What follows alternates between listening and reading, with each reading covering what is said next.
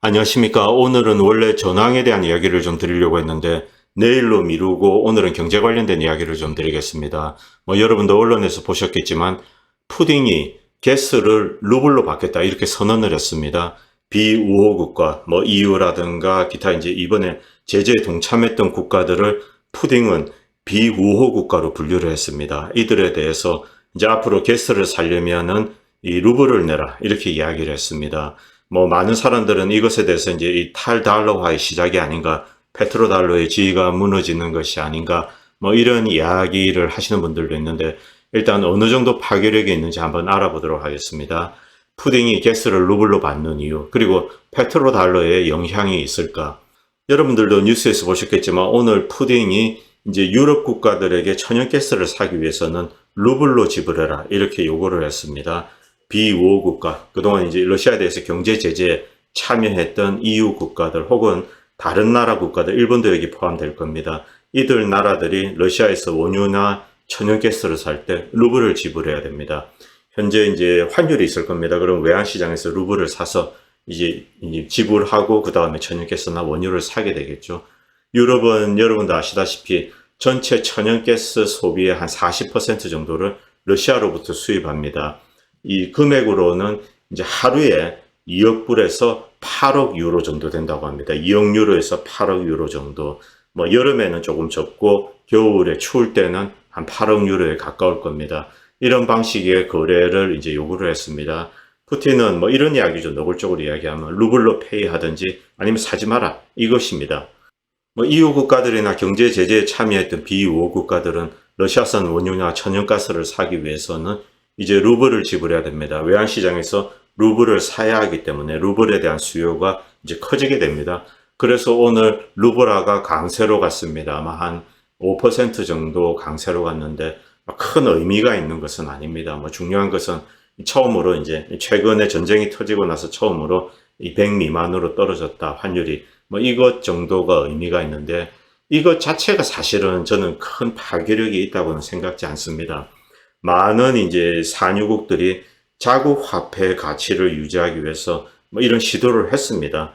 중동 국가들도 이제 중동의 통합 중동 화폐를 만들려고 했었고 또 아프리카도 나름대로 했었고 여러 가지 시도가 있었지만은 이것 자체가 큰 성공을 거두지 못했습니다. 페트로달러를 교체할 수는 없죠. 여전히 페트로달러가 이 중심인 어떤 앵커 커런시 역할을 하고 있습니다. 자, 그런데 이제 제가 어제 방송에서 말씀드렸지만 이제 짐 리카드라는 사람이 이런 이야기를 했습니다. 이 블링켄이 참 어리석은 놈이다. 이 러시아에 대해서 이제 제재에 실패를 했다. 이 최고의 무기, 어떤 무기라는 것은 사용을 하고 나면은 의미가 없어진다는 거죠. 이 협박을 하는 수단으로서 이제 가장 강력한 겁니다. 자, 너에게 무슨 경제 제재를 가할 거야, 금융 제재를 가할 거야. 이렇게 협박하면서 휘두를 때 무기는 강해지는데 막상 썼을 때 그게 별 효과가 없을 경우는 이제 후속타가 없는 거죠. 바로 그것을 비꼬고 있습니다. 실제로 러시아에 대해서 경제 제재를 했지만 러시아 경제 자체가 일종의 이제 이 자급자족 시스템입니다. 물론 장기적으로 러시아는 경제적으로 큰 어려움을 겪게 될 것입니다. 금융, 산업, 제조 모든 부문에서 어려움을 겪게 될 건데 그러나 어쨌든 러시아는 비교적 자급자족 형태의 국가이기 때문에 또 헤쳐나가게 됩니다. 미국 역시 2003년도 이라크 전쟁을 벌이고 끔찍스러운 대가를 치렀습니다. 그 대표적인 예가 2008년도 금융위기입니다. 그리고 유럽 역시 2010년도에 재정위기를 겪었습니다. 미국이나 유럽이 이 두 차례 위기를 겨우 벗어난 게 거의 한 2018년 정도, 사실 잃어버린 10년이었죠. 미국이나 유럽 같은 경우는. 러시아 역시 장기간에 걸쳐서 어려움을 겪게 될 것이지만 그러나 어쨌든 다들 이제 결국은 헤쳐나오게 됩니다.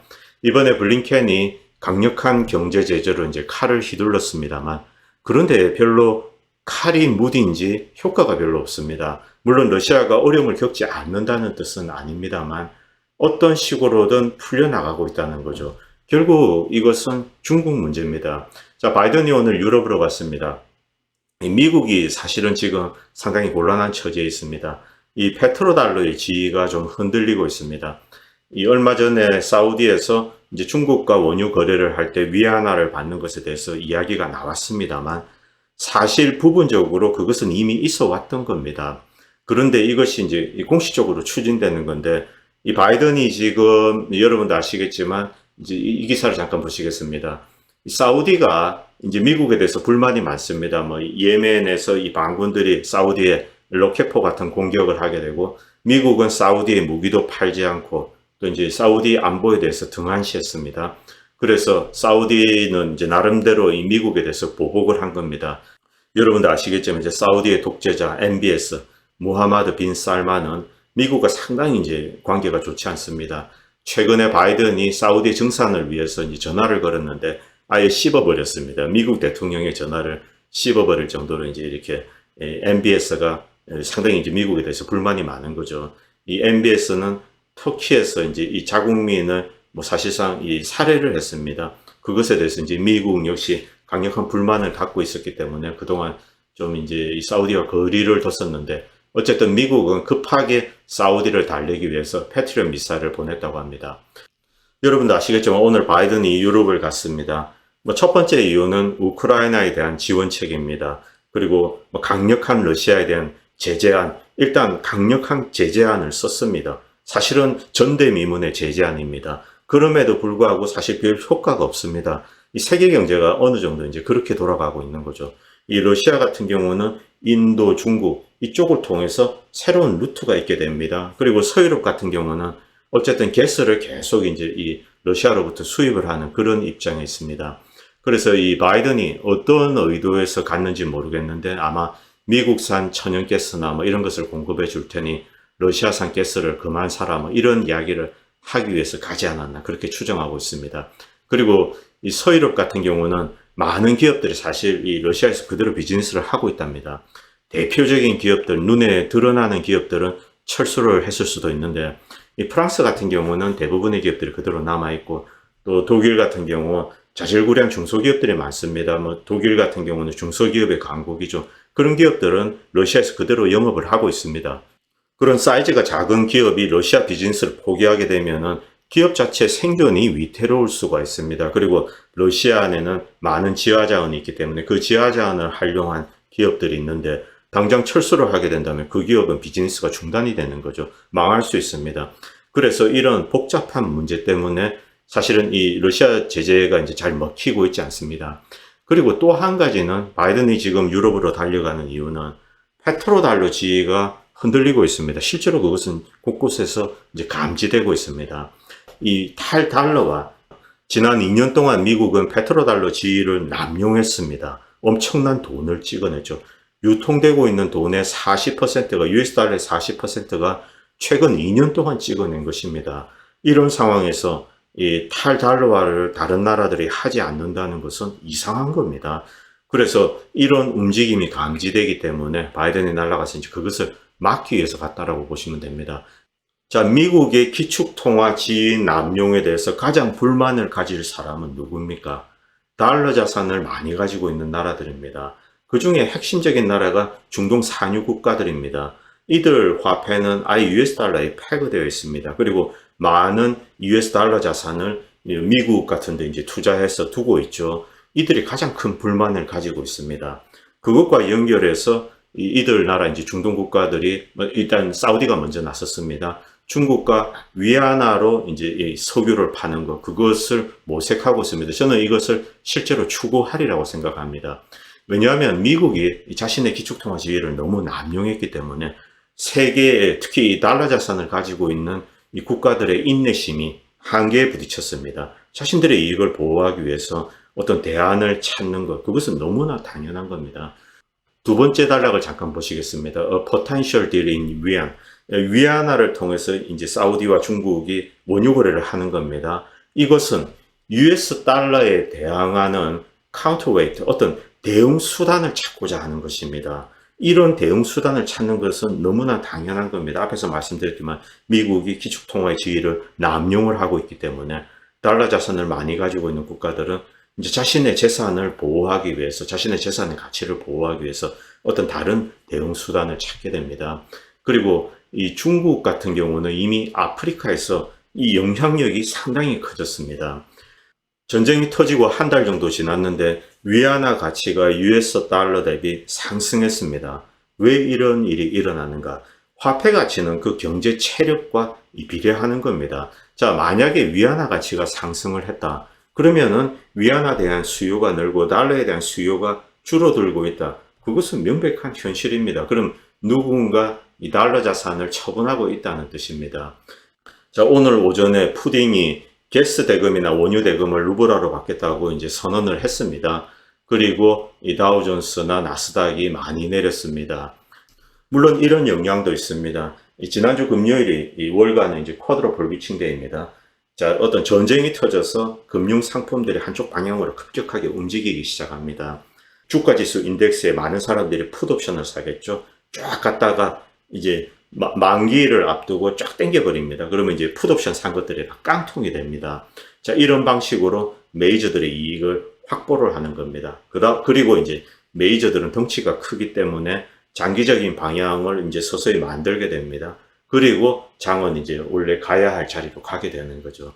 자, 이런 과정을 거쳐서 결국은 이 미국 증시도 이제 이번 주부터 하락을 다시 시작할 것으로 저는 생각합니다.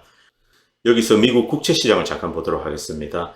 현재 인플레이션 때문에 국채 금리가 가파르게 오르고 있는 상태에서 전쟁이 터지고 다시 급격하게 올랐습니다. 이것이 이제 향후 한 3.5를 넘게 되면은 글자 그대로 이제 미국의 자산 시장의 거품도 이제 크게 붕괴가 되는 거죠. 그리고 국채 금리가 오른다는 것은 누군가 달러 표시 채권을 판다라고 보시면 됩니다. 미국 국채를 팔고 있고 그것이 그대로 이제 이 채권 시장에 그대로 반영이 되는 겁니다. 현재 이 돈들은 뭐 여러분도 아시겠지만 주로 이제 중국 쪽으로 몰려가고 있습니다. 중국이 갑자기 왜 이렇게 강해졌냐? 제가 끝부분에 다시 이야기 드리도록 하겠습니다. 자, 여러분들 이 서유럽에서 지금 물류란이 일어나고 있습니다. 아직은 국소적인 상황입니다. 첫 번째는 기름값이 폭등했기 때문에 이 트러커들 같은 경우는 엄청난 이제 유가 부담을 또 안게 됩니다. 그래서 스페인 같은 경우는 트러커들이 시위를 하고 있습니다. 그리고 프랑스, 독일도 마찬가지입니다. 자, 이들이 이제 이 유가 상승분 엄청난 돈이 들겠죠. 이것을 자신들의 이제 이 소득에 이제 수익에 반영해 주지 않는다면은 이들은 이제 태업을 하게 될 겁니다. 이 여파인지 어쨌든 가격이 이제 급격하게 오르고 있고 이 슈퍼마켓 안도 이제 텅텅 비어가고 있습니다. 그리고 실제 물자도 좀 부족해지고 있습니다. 우크라이나나 러시아는 대표적인 세계적인 곡창지대입니다. 이쪽에서 이제 밀이나 뭐 귀리 이런 것을 사와야 되는데 그것이 원활하게 공급이 되고 있지 않는 겁니다. 그래서 유럽에서는 서서히 이런 이 슈퍼마켓을 가면 텅텅 빈 칸을 이제 볼 수 있다고 합니다. 물론 이것은 아직까지는 일부입니다만 점차적으로 이제 확대되고 있는 추세라고 합니다. 제가 이런 글을 올렸는데 이 전쟁이 터지니 이제 서유럽에 물류란이 났습니다. 러시아는 자급자족하는 형태입니다. 그래서 이제 현재까지는 서플라이 체인에 큰 문제가 없습니다. 러시아는 에너지도 있고 식량도 있고 그리고 이제 지하 자원도 있습니다. 그런데 서유럽은 이 폭등하는 기름값에 이 트럭의 운행이 불가능해지니까 이제 시위도 하게 되는 거죠. 그리고 곡창지대인 우크라이나와 러시아에서 이 곡물을 들여올 수 없어서 뭐 어떤 지역은 5배를 부르기도 한답니다. 그리고 뭐 여러 가지 사정 때문에 프랑스 기업, 독일, 네덜란드 기업들은 러시아에서 이제 그대로 비즈니스를 하고 있는 경우가 많답니다. 뭐 대표적인 기업들이 나갔을 수는 있는데 중소기업들 같은 경우는 기업의 생존이 달려있기 때문에 그냥 그대로 이제 퍼질러져서 일을 하고 있는 겁니다. 그리고 최근에 이제 달러 대비 중국 위안화의 가치가 상승하고 있습니다. 이 뜻은 중국 경제의 힘이 커지고 있다. 그것을 우리는 인정을 해야 된다는 것입니다.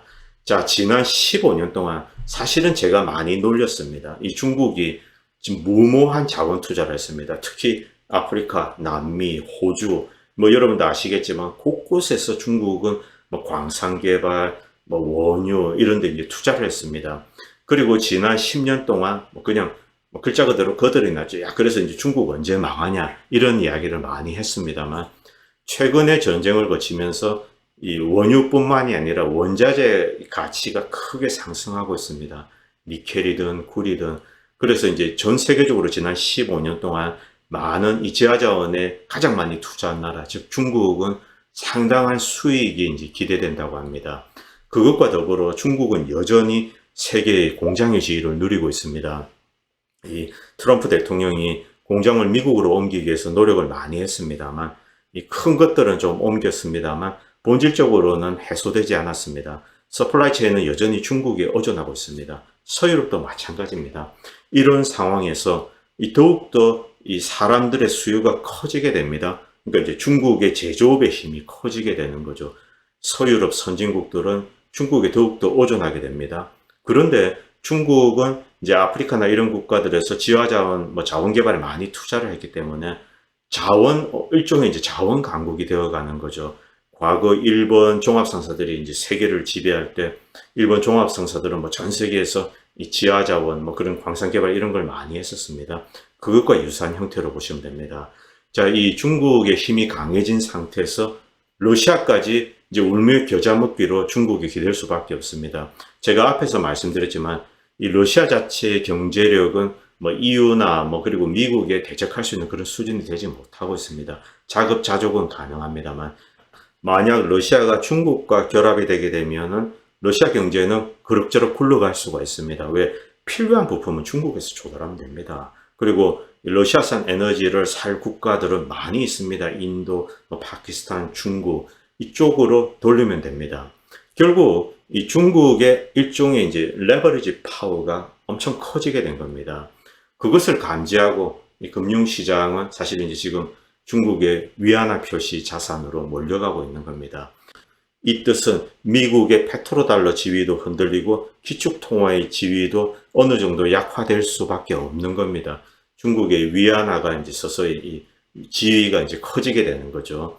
자, 러시아를 통해서 이제 러시아산 원유가 만약에 위안화로 이제 결제가 된다. 그 경우는 위안화의 어떤 가치가 더욱더 상승하게 됩니다. 이런 모든 움직임을 감지하고 지금 위안화의 가치가 상승하고 있습니다.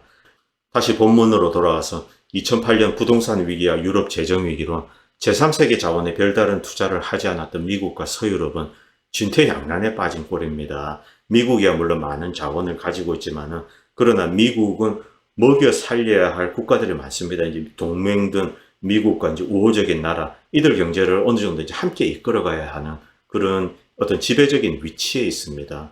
그런데 이 위치가 흔들리기 시작한 것입니다. 그리고 서유럽은 식량도 부족하고 자원도 부족하고 에너지도 부족합니다. 에너지도 이제 의존하고 있었죠. 이런 상황에서 이제 유럽이 특히 이 고통을 받고 있습니다. 세계 공장의 지위와 글로벌한 자원 개발이 이제 중국에게 상당한 이점을 가져다 주는데, 자, 제가 지난 한 2년 동안 이 유튜브를 하면서 중국 경제가 무너지기를 이제 고사를 지냈습니다만 상황은 그 반대로 흘러가고 있습니다. 지난 2년 동안 서유럽과 미국은 하향 구두 놀이를 했고, 그리고 시민 통제 놀이를 했습니다. 그리고 뉴월드 오더 놀이도 했고, 그리고 우크라이나를 이제 나토에 편입하는 이런 불장난도 했습니다. 결국 이 뜻은 러시아에 대해서 이제 군사적으로 위협을 하는 것입니다. 그리고 그 결과가 이번 이제 전쟁입니다. 이런 모든 사태가 터졌는데 그 불똥을 사실 미국과 서유럽이 뒤집어 쓰고 있는 겁니다. 자, 러시아는 경제 규모가 작습니다. 그래서 입는 데미지도 작은 겁니다. 그것을 우리는 인정해야 되죠. 그러나 미국과 서유럽은 경제 규모가 큽니다. 그만큼 입는 데미지가 커지게 되는 거죠. 지난 2년 동안 미국과 서유럽은 이 세계를 리드하는 리드국가답지 않게 뭔가 크게 잘못을 한 겁니다. 이 배후에 숨겨진 여러 가지 음모론이 있습니다만 그것은 제가 다음 방송에 이야기하도록 하겠습니다. 일단 이런 상황에 직면한다. 즉 제가 지난번도 말씀드렸지만 러시아를 끌어안고 중국을 견제했어야 됩니다. 트럼프 대통령처럼 미국은 나토에서 빼서 유럽은 이제 나토에 맡기고 그리고 우크라이나는 중립지대화하는 게 맞습니다.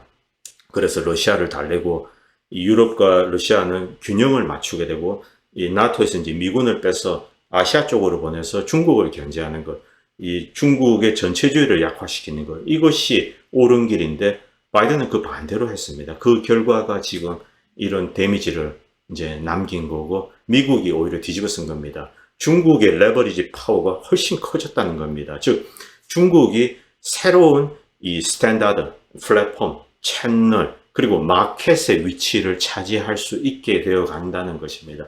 아주 이런 끔찍스러운 시나리오가 이제 다가오고 있는데 자, 보다 현명하게 처신해야 될 것 같습니다. 자, 다음 편에 뵙도록 하겠습니다. 감사합니다.